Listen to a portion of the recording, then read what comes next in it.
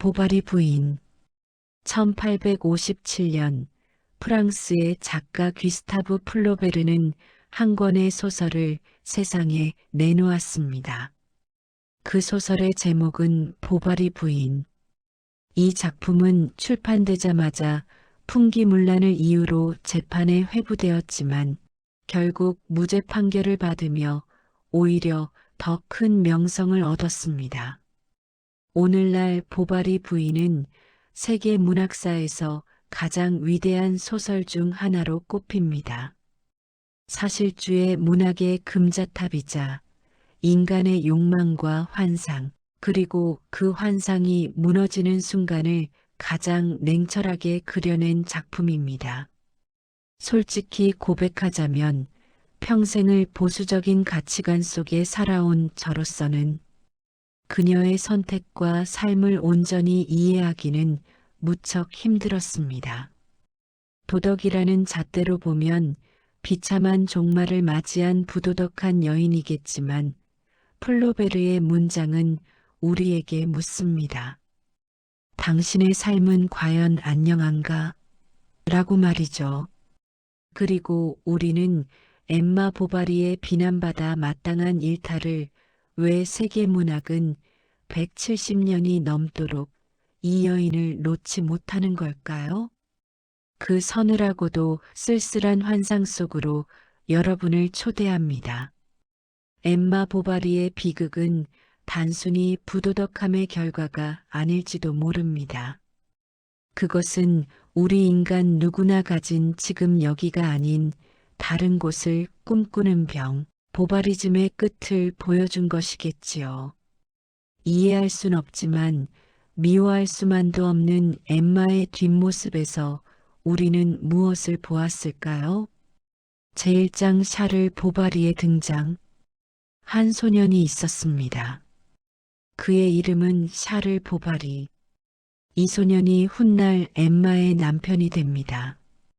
그가 처음 교실에 나타났을 때 모든 그부들은 그를 바라보았습니다. 투박한 시골 소년의 외투, 어색하게 들고 있는 낡은 모자. 선생님이 이름을 물었을 때 그는 제대로 대답조차 하지 못했습니다. 샤를 보바리입니다. 오랜 시간이 걸렸지만 샤를은 마침내 의사 자격증을 얻었습니다. 성적은 형편없었고 시험에도 한 번 떨어졌지만 결국 통과했습니다. 그는 토스트라는 작은 마을에 자리를 잡았습니다. 어머니의 주선으로 나이든 과부와 결혼했고 그 여자가 가진 연금을 생활비로 삼아 그럭저럭 살아나갔습니다. 그것이 샤를 보바리의 삶이었습니다. 잔잔하고 안정적이고 아무런 파동도 없는 삶. 그러나 운명은 그를 내버려 두지 않았습니다. 제2장 엠마와의 첫 만남. 어느 겨울밤 왕진 요청이 들어왔습니다. 루오 영감의 농장에서 연락이 온 것입니다. 엠마의 아버지가 다리를 다쳤다는 것이었습니다. 샤를은 눈 덮인 들판을 가로질러 베르토 농장을 찾아갔습니다.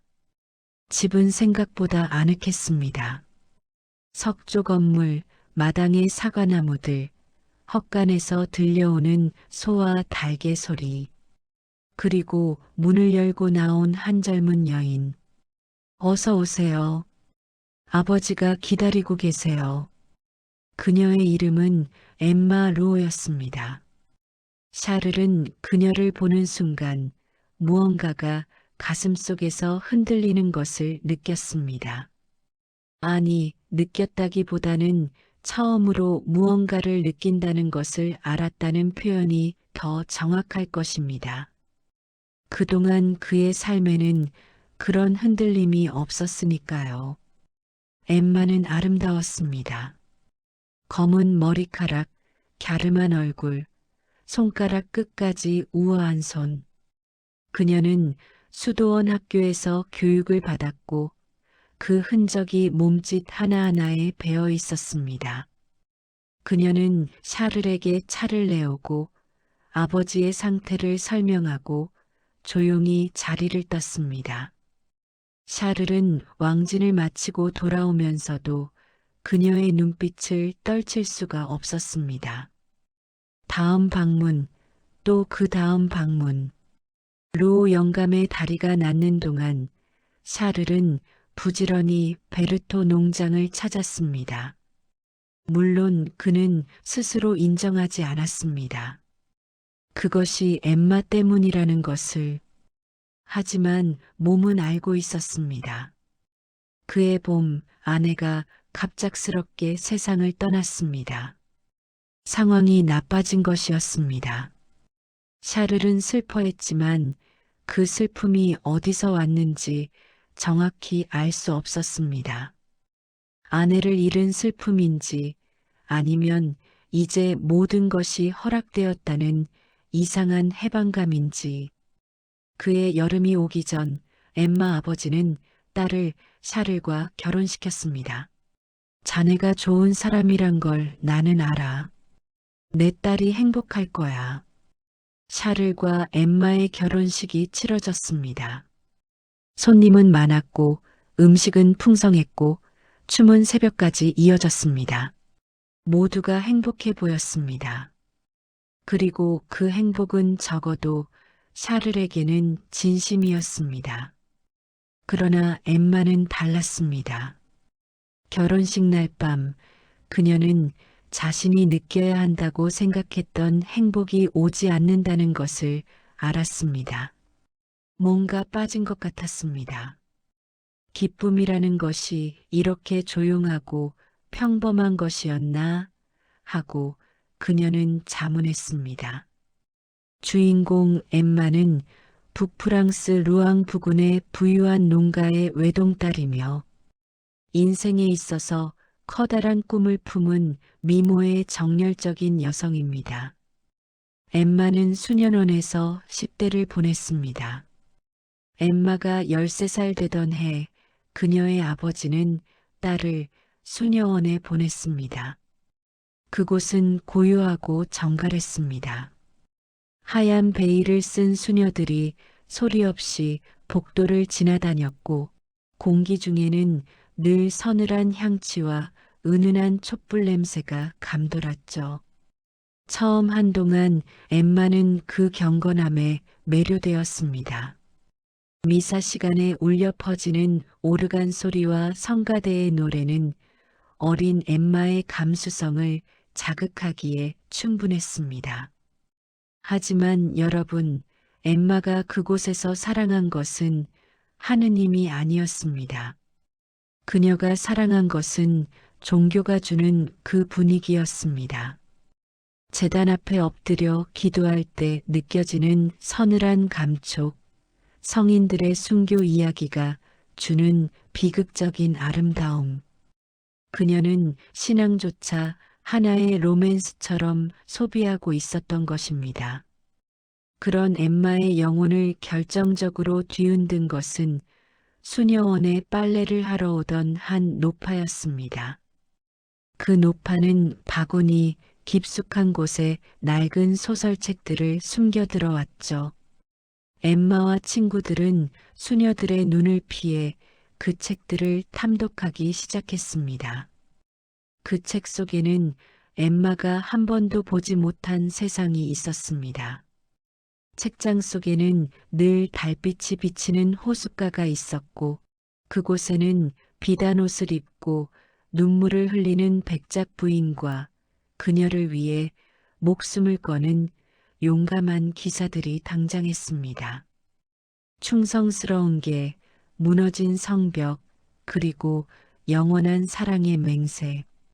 소녀 엠마의 머릿속에 인생이란 마땅히 저런 화려한 고통과 뜨거운 열정으로 가득 차야 한다는 잘못된 공식이 새겨진 순간이었습니다.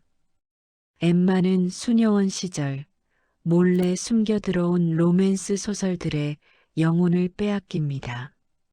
책 속의 사랑은 늘 폭풍우처럼 휘몰아치고 눈부신 무도회와 뜨거운 고백으로 가득했죠. 그녀에게 삶이란 마땅히 그래야만 하는 것이었습니다. 그녀는 그런 사랑을 원했습니다. 이제 엠마에게 수녀원의 고요함은 경건함이 아니라 지루함이 되었습니다. 창밖으로 보이는 평화로운 시골 풍경은 그녀에게 아무런 감흥을 주지 못했죠. 그녀의 마음은 이미 소설 속 파리의 사교장 혹은 이름 모를 남작의 성 안을 떠돌고 있었습니다.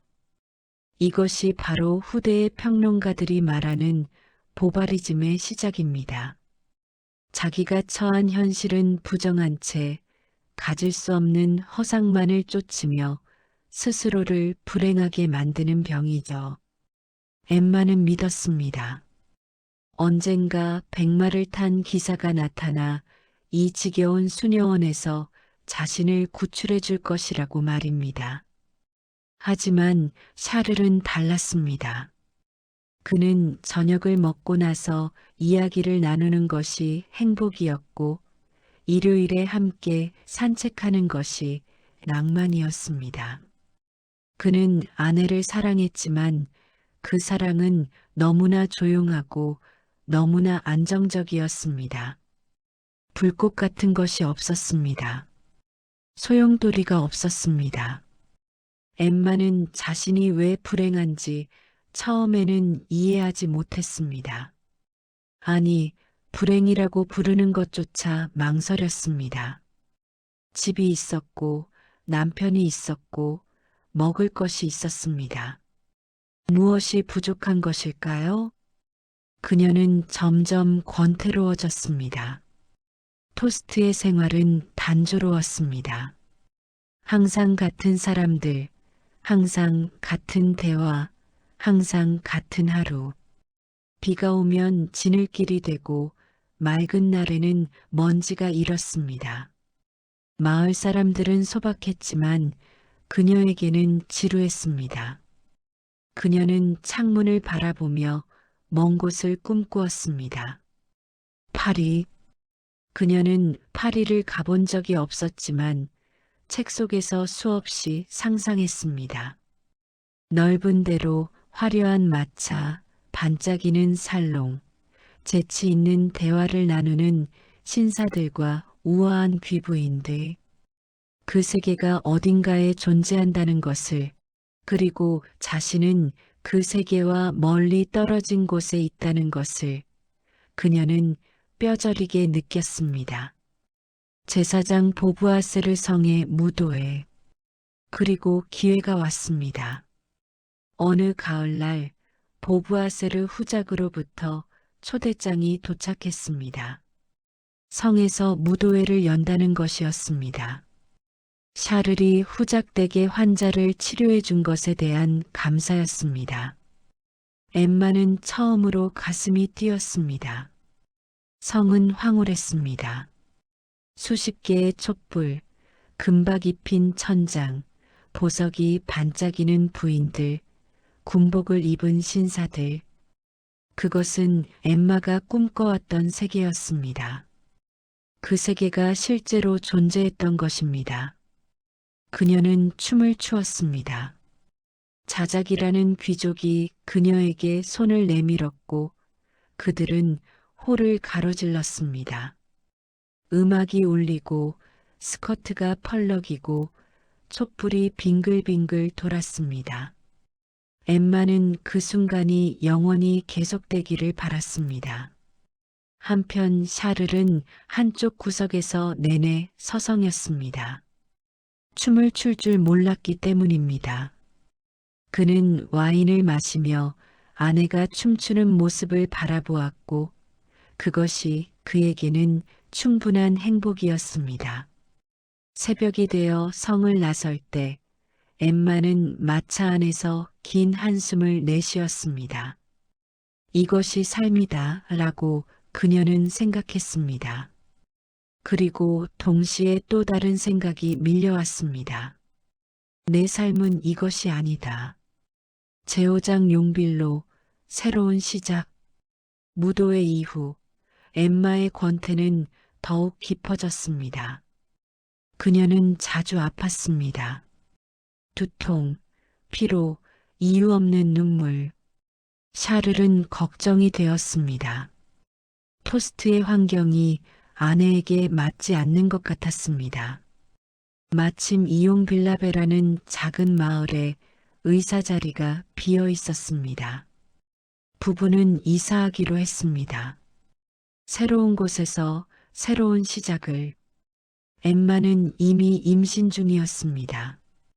용빌에 도착한 날 저녁, 여관에서 저녁을 먹다가 엠마는 한 남자를 만났습니다. 레옹 뒤피. 그는 마을 공증인 사무소의 서기였습니다. 젊고 감수성이 풍부하고 문학과 예술을 좋아하는 청년. 그들은 처음 대화를 나누는 순간부터 마음이 통했습니다. 좋아하는 소설, 음악에 대한 취향, 이 작은 마을에서 느끼는 답답함, 모든 것이 일치했습니다. 샤를은 두 사람의 대화를 흐뭇하게 바라보았습니다. 아내가 이야기 상대를 찾은 것 같아 기뻤습니다. 며칠 후 엠마는 딸을 낳았습니다. 아이의 이름은 베르트. 엠마는 아들을 원했습니다. 여자는 세상에서 자유롭지 못하다고 생각했기 때문입니다. 아들이었다면 적어도 세상을 마음껏 누빌 수 있었을 것입니다. 그녀는 딸을 사랑했지만 그 사랑에는 이상하게도 거리감이 있었습니다. 모성은 있었지만 열정이 없었습니다. 유모에게 아이를 맡기고 그녀는 다시 자신의 세계로 돌아왔습니다. 제육장 레온과의 우정, 그리고 이별. 레온과의 교류는 계속되었습니다. 두 사람은 자주 만났습니다. 그것은 불륜이 아니었습니다. 적어도 표면적으로는. 그들은 책에 대해 이야기하고 음악에 대해 이야기하고 여행에 대한 꿈을 나누었습니다. 레옹은 엠마를 존경했고 엠마는 레옹에게서 자신이 그토록 원했던 정신적 교감을 느꼈습니다. 하지만 그 이상은 아니었습니다. 아직은 레옹은 엠마를 사랑하고 있었습니다. 그러나 그녀는 유부녀였고 그는 소심한 청년이었습니다. 그의 사랑은 가슴속에서 조용히 타오르다가 말도 못한 채 꺼질 운명이었습니다. 그리고 레옹은 공부를 위해 파리로 떠났습니다. 엠마는 그가 떠난 뒤에야 자신이 그를 얼마나 소중히 여겼는지 깨달았습니다. 물론 그녀는 인정하지 않았습니다. 스스로에게도. 하지만 그가 없는 용빌은 더욱 빈 것처럼 느껴졌습니다. 그 빈자리를 채운 것은 로돌프 불랑제였습니다. 엠마의 무미건조한 일상 위에 한 사내가 나타납니다. 인근 지역의 지주인 로돌프 불랑제. 그는 수많은 여성을 유혹해본 노련한 남봉꾼이자 냉혈한이었습니다. 그는 엠마를 처음 본 순간 직감했습니다. 이 여자는 권태에 굶주려 있구나. 조금만 건드리면 무너질 과일이다. 라고 말이죠. 남편 샤를이 성실함이라는 둔탁한 옷을 입고 있다면 로돌프는 세련된 위선이라는 비단 옷을 입고 있었습니다. 엠마에게 그는 자신이 그토록 기다려온 소설 속 백작의 현신처럼 보였습니다. 사냥꾼은 덫을 놓기 시작했고 불행하게도 엠마는 그 덫을 향해 제 발로 걸어 들어갔습니다. 마을의 큰 축제인 농업공진회가 열렸습니다. 사방은 가축의 분뇨 냄새와 시골 사람들의 거친 함성으로 가득했습니다. 군악대의 행진곡이 시끄럽게 울려 퍼지고 연단 위에서는 관리가 국가와 농업의 발전에 대해 지루한 웅변을 토하고 있었죠. 이 소란스러운 군중 속에서 로돌프는 엠마를 이끌고 시청 건물 2층의 한적한 방으로 향합니다. 창밖에서는 최고 품질의 돼지에게 상을 준다는 발표가 들려오고 창 안에서는 한 여인의 영혼을 훔치려는 은밀한 고백이 시작됩니다. 플로베르는 이 지독하게 세속적인 풍경과 낭만적인 대화를 교차시키며 인간의 욕망이 얼마나 우스꽝스러운지를 비웃고 있습니다. 로돌프는 속삭입니다. 우리는 영혼이 닮았습니다. 운명이 우리를 묶어준 것이죠. 그 순간 창밖에서는 관리의 목소리가 들립니다. 걸음을 충분히 주어야 풍작을 거둘 수 있습니다. 로돌프가 다시 말합니다. 당신의 눈동자 속에서 저는 진정한 자유를 봅니다. 그러자 밖에서는 다시 외칩니다. 이번 우승은 암소에게 돌아갑니다. 이 기괴한 이중주 속에서 엠마는 정신을 잃어갑니다. 그녀에게 밖에서 들리는 가축 이야기는 지겨운 현실이었고 로돌프의 위선적인 말들은 천상의 음악이었습니다. 그녀는 로돌프가 뱉어내는 말들이 수많은 여자에게 이미 써먹은 낡은 각본이라는 사실을 전혀 몰랐습니다. 아니, 알고 싶지 않았을 것입니다. 드디어 나도 소설 속 여주인공처럼 미래를 즐기는 여자가 되었다는 짜릿한 전율만이 그녀를 지배했으니까요. 사부 마침표 추락의 시작. 축제가 끝나고 사람들은 흩어졌지만 엠마의 심장에는 꺼지지 않는 불이 붙었습니다. 그녀는 거울을 보며 스스로 속삭입니다. 나에게 애인이 생겼어. 나에게도 애인이 생겼단 말이야. 그 말은 승전보가 아니라 그녀의 평온했던 가정을 파괴할 조종이었습니다. 작가 플로베르는 말합니다. 어널한 깨진 냄비와 같아서 우리는 그것으로 별을 감동시키려 음악을 연주하지만 결국 곰을 춤추게 할 뿐이다. 엠마가 붙잡은 그 화려한 말들이 결국 그녀를 어디로 끌고 갈지 우리는 압니다. 환상의 덫에 걸린 그녀에게 남은 것은 오직 비참한 현실뿐입니다. 엠마는 그것이 유혹이라는 것을 알았습니다. 하지만 그녀는 원했습니다. 이 설렘을, 이 두근거림을, 오랫동안 기다려왔던 이것을 그들은 함께 말을 타러 나갔습니다. 숲속을 달리다가 풀밭에서 말에서 내렸습니다. 그리고 그 순간 엠마의 마지막 저항이 사라졌습니다. 그날 이후 그들은 연인이 되었습니다. 제8장 열정과 환상. 처음에 엠마는 행복했습니다. 그토록 원했던 것이 마침내 찾아왔다고 생각했습니다. 이것이 바로 소설 속 사랑이라고, 이것이 진정한 삶이라고. 그녀는 로돌프에게 편지를 썼습니다. 열렬하고 감동적이고 문학적인 편지들. 그녀는 그를 위해 선물을 샀습니다. 승마 채찍, 인장, 옷핀. 집안의 돈을 썼습니다. 샤를의 돈을. 로돌프는 즐거웠습니다. 처음에는 그는 엠마를 좋아했습니다. 아름다웠고 열정적이었으니까요. 하지만 그는 사랑하지 않았습니다. 그에게 이것은 하나의 정사였고 언제든 끝낼 수 있는 관계였습니다. 엠마는 그것을 알지 못했습니다. 알고 싶지 않았을 것입니다. 그녀는 로돌프와 함께 도망치고 싶었습니다. 이 마을을, 이 집을, 이 단조로운 삶을 버리고 어딘가 먼 곳으로, 두 사람만의 세계로 함께 떠나요.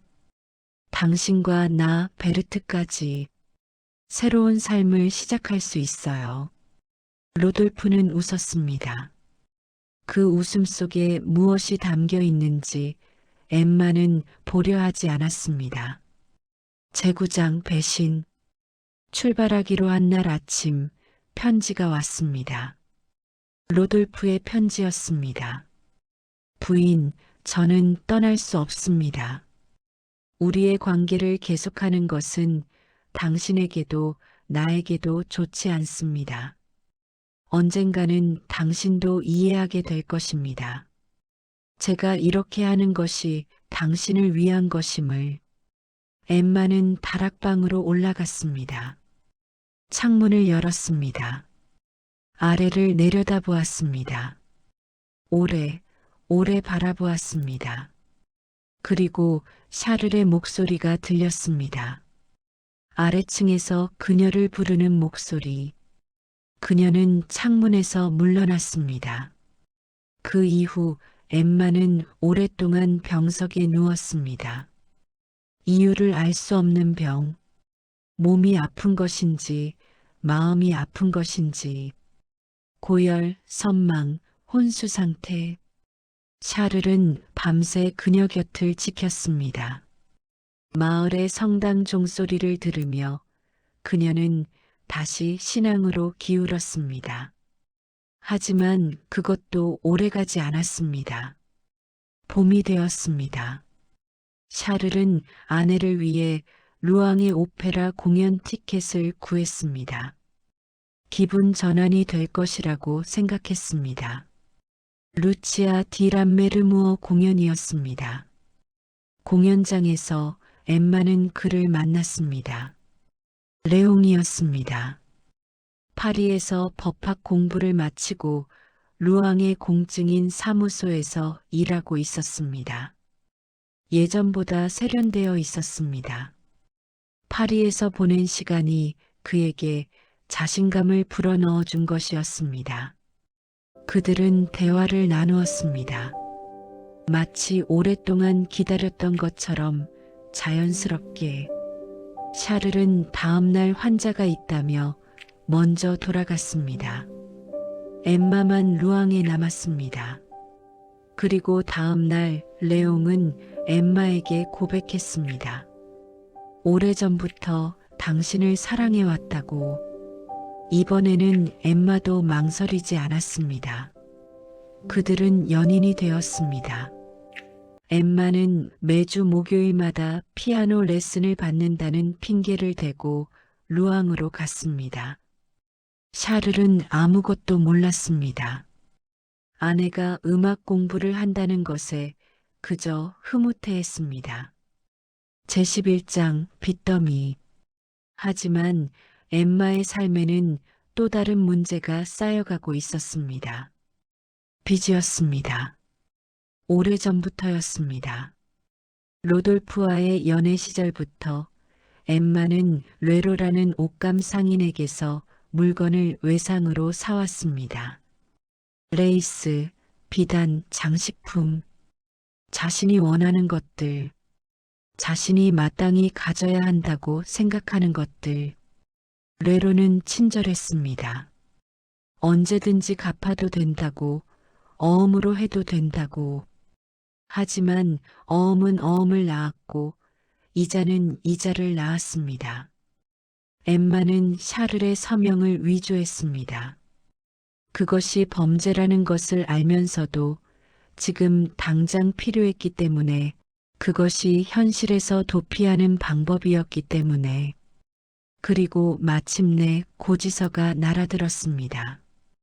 더 이상 미룰 수 없는 순간이 왔습니다.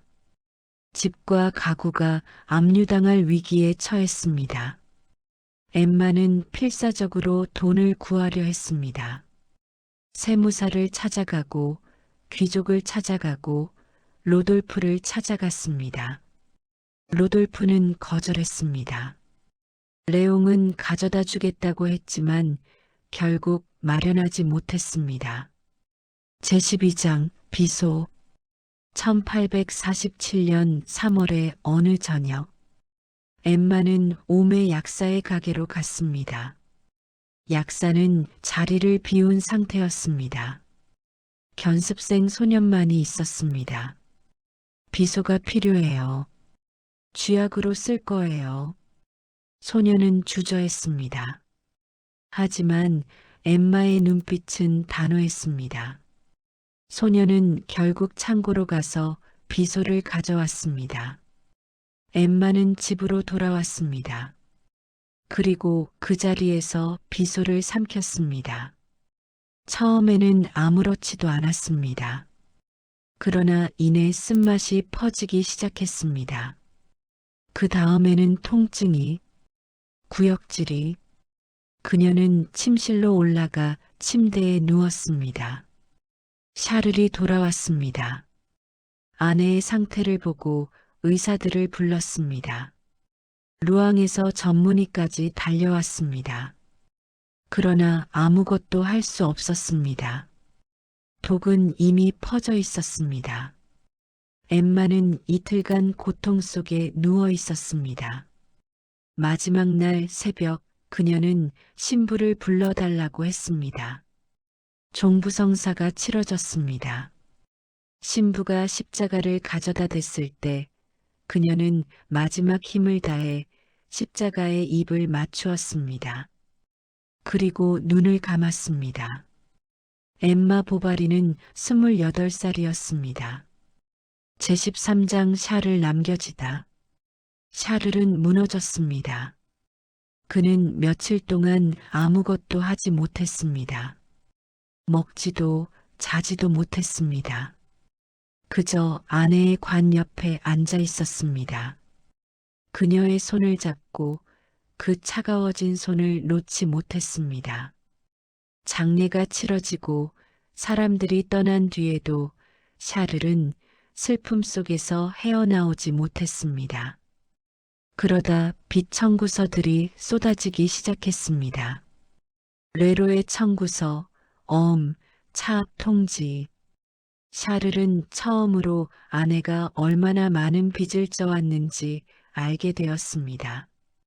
그리고 조금씩 진실의 조각들이 드러났습니다. 하지만 그는 아내를 원망하지 않았습니다.